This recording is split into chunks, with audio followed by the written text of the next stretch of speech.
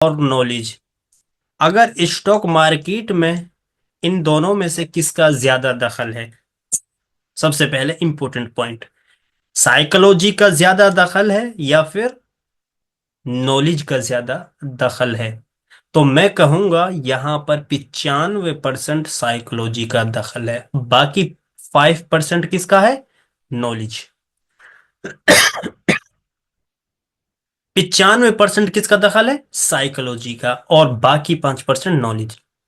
Knowledge ہر بندہ حاصل کر سکتا ہے، نالج کوئی بھی حاصل کر سکتا ہے، بہت سارے سورس ہیں معلومات حاصل کرنے کے اسٹاک مارکیٹ کے تعلق سے، لیکن جو 95% سائیکولوجی ہے یہی کوئی کسی سے حاصل نہیں کر سکتا ہے، یہ بندے کو خود اپنے کانفیڈنس سے، اپنے تجربے سے، اور یہ یعنی یہ کہتے ہیں نا کہ اپنے کانفیڈنس سے اور اپنے تجربے سے آپ لگے رہیں گے تو یہ اپنے آپ ڈیولپ ہوتی رہتی ہے۔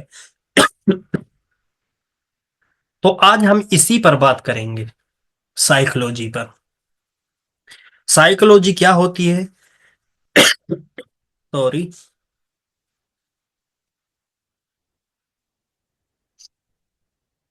اب میں یہاں پہ آپ کو سمجھاتا ہوں اچھے سے، یہ آپ سمجھنے کی کوشش کیجئے گا۔ اسٹاک مارکیٹ میں کامیابی کے لیے سائیکولوجی یعنی نفسیات بہت اہم ہوتی ہے۔ یعنی سائیکولوجی یہ کیا ہوتی ہے؟ بہت ہی اہم ہوتی ہے۔ یہ اس بات پر اثر ڈالتی ہے کہ آپ کب خریداری کریں، کب فروخت کریں، یعنی کب آپ کو بائی کرنا ہے اور کب آپ کو سیل کرنا ہے۔ یہ آپ کا جو مائنڈ ہے، جو آپ کا ذہن ہے، وہ فیصلے کرتا ہے۔ یعنی آپ کی سائیکولوجی، آپ کی نفسیات کیا کرتی ہے؟ یہی فیصلے کرتی ہے کہ کب اسٹاک کو بائی کرنا ہے اور کب سیل کرنا ہے، اور پھر اسی کے ساتھ کب آپ کو انتظار کرنا ہے، یعنی ویٹ کرنا ہے۔ یہ تمام چیزیں آپ کس سے فیصلے لیتے ہیں؟ نفسیات، سائیکولوجی سے۔ اور اسی طریقے سے اسٹاک مارکیٹ میں آپ کی ذہنی حالت اور جذبات آپ کے فیصلوں پر گہرا اثر ڈالتے ہیں۔ یہ پوائنٹ کرنے کی بات، یہ آپ یہ جو پوائنٹ بتائی یہ نوٹ کرنے کے لائق ہے، آپ اس کو نوٹ کیجئے گا کہ اسٹاک مارکیٹ میں آپ کی ذہنی حالت اور جذبات آپ کے فیصلوں پر گہرا اثر ڈال سکتے ہیں۔ اس کا مطلب کیا ہے؟ کہ جو آپ کی مائنڈ سیٹ ہے اور جو اس کے جو حالات اور جذبات جو آپ کے آتے ہیں، یعنی جو کہتے ہیں نا کہ سائیکولوجیکل آپ کے جو فیصلے ہوتے ہیں وہ تمام چیزیں کس پر، یعنی جو جذبات ہوتے ہیں آپ کے مائنڈ سیٹ کے اندر، جو جذبات آتے ہیں وہ پھر آپ کے فیصلوں پر کیا کر سکتے ہیں؟ اثر انداز ہو سکتے ہیں۔ اب وہ صحیح بھی ہو سکتے ہیں، غلط بھی ہو سکتے ہیں۔ تو اسی طریقے سے اس کا بڑا ہی امپورٹنٹ کردار ہوتا ہے۔ اب اگر میں آپ کو ایگزامپل دوں اس چیز کی، فرض کریں ایگزامپل کے لیے کہ آپ نے ایک کمپنی کے شیئر خریدے، کیا کریں؟ میں یہاں پہ یہ مٹا دیتا ہوں۔ مان لیتے ہیں آپ نے ایک کمپنی کے کیا کیے؟ یہ شیئر بائی کیے، ٹھیک؟ شیئر کیا کیے؟ بائی کیے۔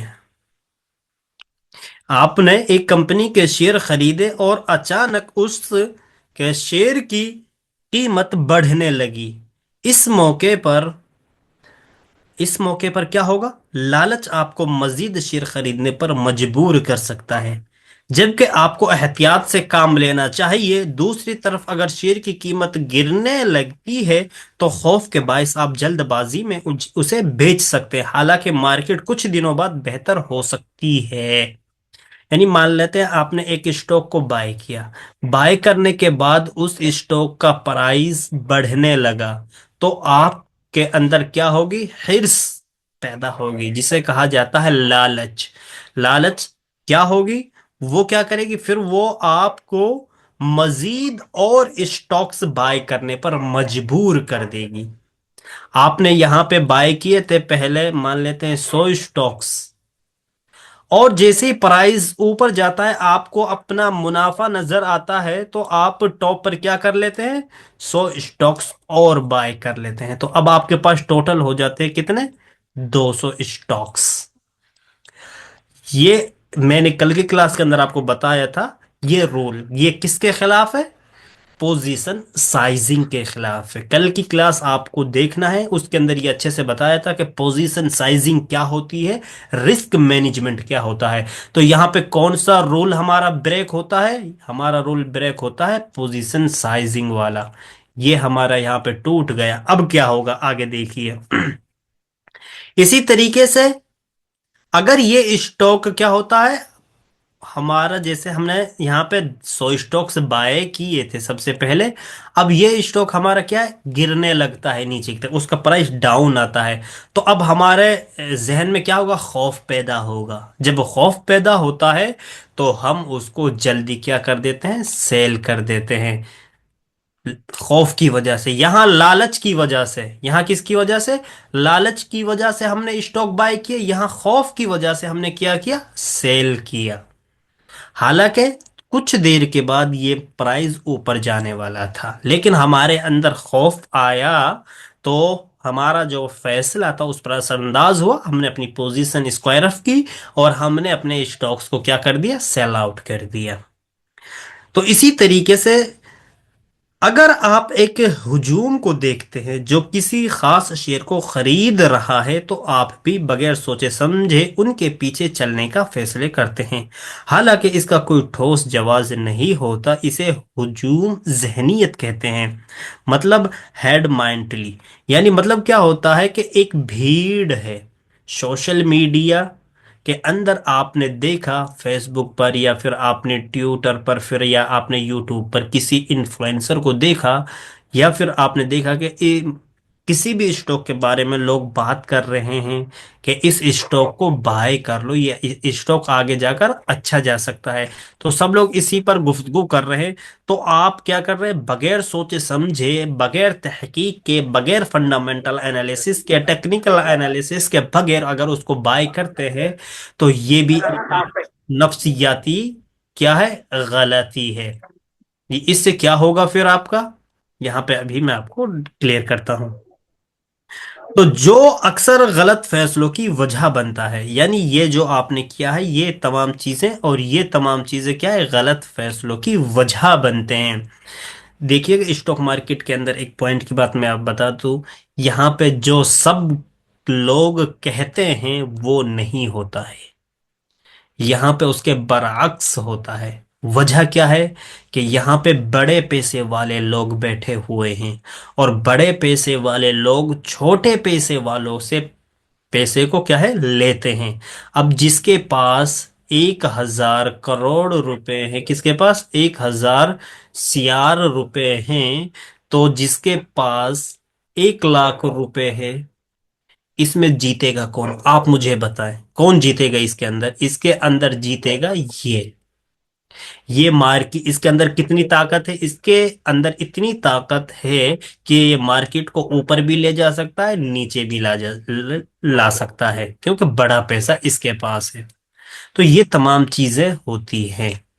तो अब आपको यहाँ पे क्या करना है, अपने रूल्स को ब्रेक नहीं करना है।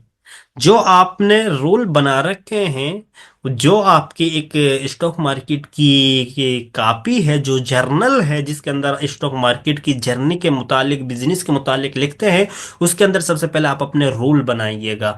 वो कल की क्लास के अंदर हमने बताया, पिछली क्लास के अंदर हमने बताया था कि आपके पास कितना अमाउंट है, तो आप उसके जरिए किस तरीके से यहाँ पे काम कर सकते हैं। तो परफेक्ट रूल बनाइएगा, पोजीशन साइजिंग, रिस्क मैनेजमेंट, ये तमाम चीजें रूल के साथ, और इसी एक रूल पे काम कीजिएगा। बाज लोग क्या करते हैं कि जैसे प्रॉफिट होता है तो वो अपनी क्वांटिटी बढ़ा देते हैं, फिर क्या होता है, फिर देखते हैं आगे। अगर बढ़ाया, यहाँ पे जैसे हमने 200 क्वांटिटी ऐड की, तो पहले अगर लॉस होता तो 100 क्वांटिटी के ताल्लुक से होता, लेकिन अब लॉस होगा तो 200 के ताल्लुक से, तो फिर ज्यादा लॉस होता है। नीचे बाय चांस मार्केट अगर आ भी जाती है, तो ये इस तरीके से है। अब आगे जो अहम पॉइंट है, नफ्सियाती उसूल जो स्टॉक मार्केट में काम आते हैं, उनको हमें यहाँ पे समझना भी जरूरी है। खौफ और लालच का कंट्रोल, दोनों जज्बात को कंट्रोल में रखना जरूरी है, ताकि आप लॉजिकल और हिसाबी फैसले कर सकें। देखिएगा, एक क्या होता है, खौफ, एक क्या होता है, खौफ जो होता है यानी डर, और इसी तरीके से एक होती है लालच। یہ جو دو پوائنٹ ہے ان کو آپ کو کنٹرول میں رکھنا ہے، اور یہ دونوں جذبات کو کنٹرول پر رکھنا بہت ہی زیادہ ضروری ہے تاکہ آپ لوجیکل سوچ سکیں۔ اسٹاک مارکیٹ کے اندر اکثر لوگ ناکام کیوں ہوتے ہیں؟ وجہ بتاؤں؟ وجہ اس کی یہی ہے کہ لوگ سوچتے ہیں کہ مجھے لگ رہا ہے کہ پرائز یہاں سے اوپر جائے گا۔ کیا کہتے ہیں؟ کہ مجھے لگ رہا ہے کہ یہاں سے اوپر جائے گا۔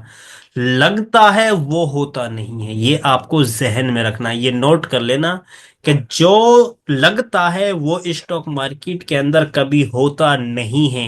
ہاں، آپ کو یہاں پہ جو فیصلے لینے ہیں وہ لاجیکل فیصلے ہونے چاہیے، ان کا کوئی وجہ ہونی چاہیے، کوئی ریزن ہونا چاہیے، پروپر کوئی سیٹ اپ ہونا چاہیے، تب جا کر آپ مان سکتے ہیں۔ مان لیتے ہیں اگر ایک اسٹاک کا پرائس اس طریقے سے اوپر جانے کے لیے کھڑا ہوا ہے، تو اگر آپ کہتے ہیں کہ مجھے لگتا ہے یار پرائز یہاں سے اوپر جائے گا، تو یہ آپ کے لگنے پر نہیں جائے گا۔ اگر آپ کے پاس کوئی لاجک ہے یا کوئی سیٹ اپ ہے یا پھر آپ کے پاس کوئی نالج ہے یا آپ کے پاس کوئی چیز ہے یا آپ کے پاس کوئی پروپر ریزن ہے، تو وہ آپ پیش کیجئے گا۔ اگر مان لیتے ہیں ہاں میرے پاس ایک ریزن ہے کہ یہاں سے سپورٹ ہے، اس طریقے سے آپ نے کچھ یہاں سے نکالا، تب مان سکتے ہیں کہ ہاں یہاں سے جائے گا۔ اگر نہیں جائے گا تو مان لیتے ہیں کہ ہاں میں اس پر غلط ہوں، یعنی جو میری لاجیکل تھی، یعنی جو میری لاجک تھی، جو میں نے سوچا یعنی جو میں نے انفارمیشن یہاں سے لگائی تھی وہ غلط ہو گئی، کچھ نہیں، آپ کا اسٹاپ لاس ہٹ ہوگا۔ یہ ہوتا رہتا ہے، تو وہ نہیں کرنا ہے کہ سوچنے پہ کام کرنا ہے، تو لاجیکل ہمیں یہاں پہ فیصلے کرنے ہیں۔ تو خوف اور لالچ، اس کو آپ کو کیا کرنا ہے؟ کنٹرول میں رکھنا ہے۔ پھر اسی کے ساتھ دوسرا دیکھ، ایک سب سے پہلے میں آپ کو یہاں پہ ایک چیز نوٹ کر دیتا ہوں۔ سب سے پہلے کیا ہے؟ خوف، ٹھیک؟ خوف ہے ایک نمبر پر، اور دوسرے خوف اور لالچ، یہ دو پوائنٹ، اور اسی طریقے سے دوسرے پر ہم لکھ لیتے ہیں کس کو؟ صبر۔ صبر آپ کو سمجھ میں آ رہا ہوگا، یہ پیشنس، صبر اور تحمل، یعنی صبر و تحمل۔ مارکیٹ میں اتار چڑھاؤ ہوتے رہتے ہیں، صبر بھی ہمیں یہاں پہ رکھنا ہے، اور اس کے ساتھ تحمل بھی، صبر و تحمل دونوں۔ تو مارکیٹ میں اتار چڑھاؤ ہوتے رہتے ہیں، اس لیے جلد بازی کرنے سے ہمیں کیا ہے؟ یہاں پہ بچنا ہے۔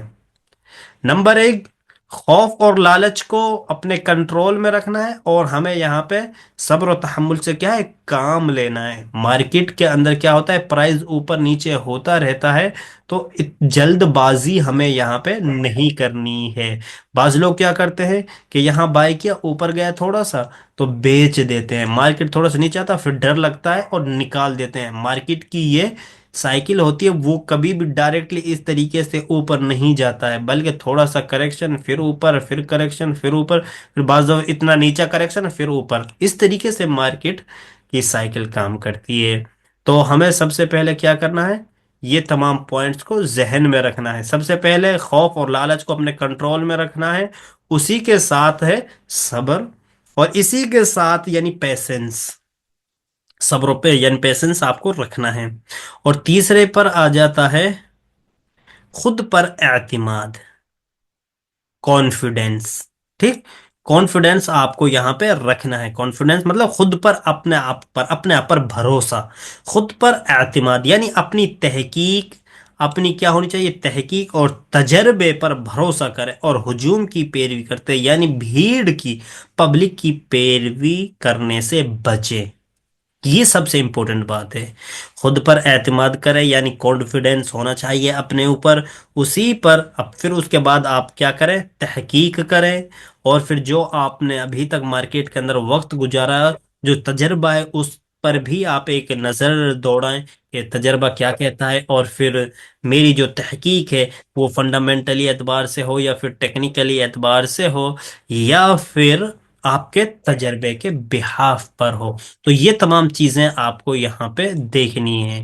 تو اپنے اوپر کیا ہے؟ کانفیڈنس کا ہونا بھی ضروری ہے۔ بعض لوگ کیا کرتے ہیں کہ ان کو اپنے اوپر کانفیڈنس نہیں ہوتا ہے، اپنے اوپر کانفیڈنس نہیں ہوتا ہے، ایسا ہوتا رہتا ہے، ایسا نہیں کہ یہ نہیں ہوتا ہے، ہمارے ساتھ بھی اب اس فیز میں بھی اب بھی ہمیں اس سچویشن سے گزرنا پڑتا ہے. دیکھیے گا، ذہن ہے، مائنڈ ہے، نفسیاتی جذبات ہیں، یہ ہم کسی کے کنٹرول میں نہیں ہے، لیکن ان کو کنٹرول میں کرنے کی کوشش کرنی چاہیے.